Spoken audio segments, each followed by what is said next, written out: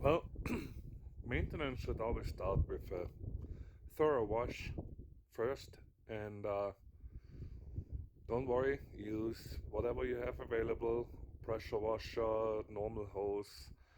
Get rid of excessive dust and dirt first.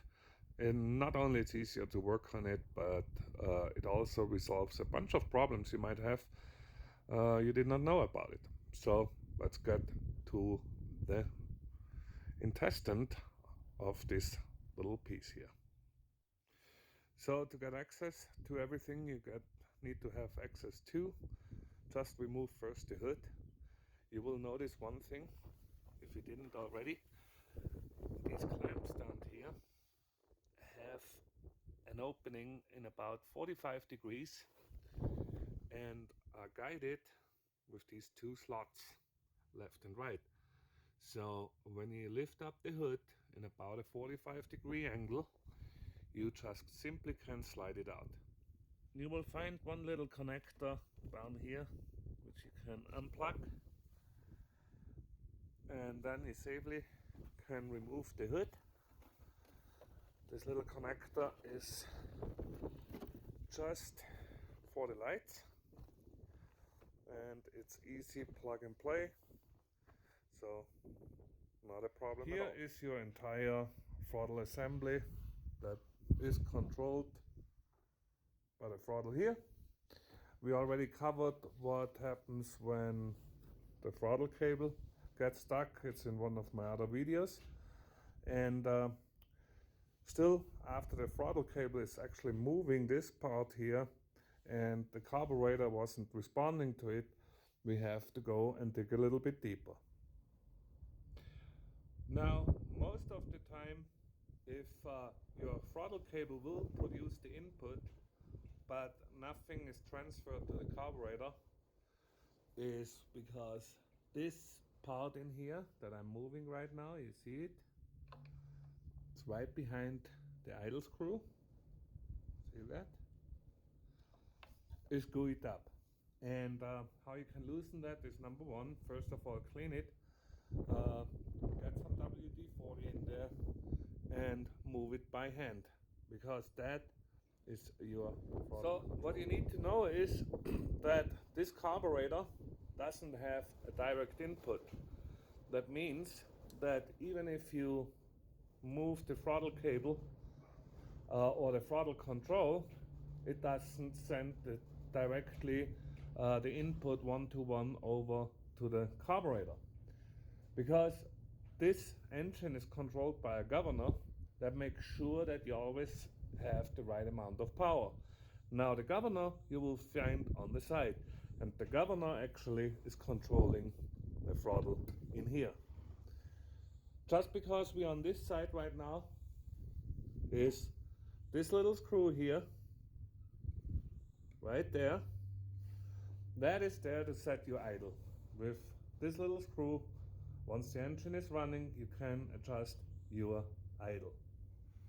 Right in here, underneath the throttle control housing, you see several inputs. That is the one that comes from your cable. Underneath here, this one here, that is your governor. This governor controls directly the input from the engine, or controls directly your carburetor. Another thing you have here, you have two stages, and you see at one stage you move the entire assembly. That is your choke. So up to the first click, and when you have a cold start, you go further up. That is your choke. That will close off the air intake. Important is, in here, as you can see, it gets really dirty, and that part needs to be cleaned. So I clean it now. What I used was a brake cleaner. Brake cleaner works pretty good on that one. It will get rid of all dirt. All you have to do after that is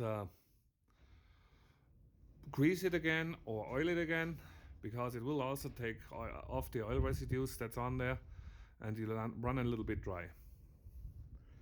Since you already added, another good thing is take out the air filter. It might look like this, and just use your compressed air, blow it through, or replace E. There's a nice cutout. We put it back together, and now we can put the lid on top of it. Now the other two things we said in the beginning, we want to address the maintenance part, the grease circuits. So you have on your axle one circuit right here, and the other circuit is right in the tire, right here. These are your two grease points, and you can use a manual grease gun, or just like me, a setup from Harbor Freight, pneumatic one. Just make sure you press enough grease out that you see the grease coming out here and also here. Once it's coming out there, you're all done. That would be the part of the greasing.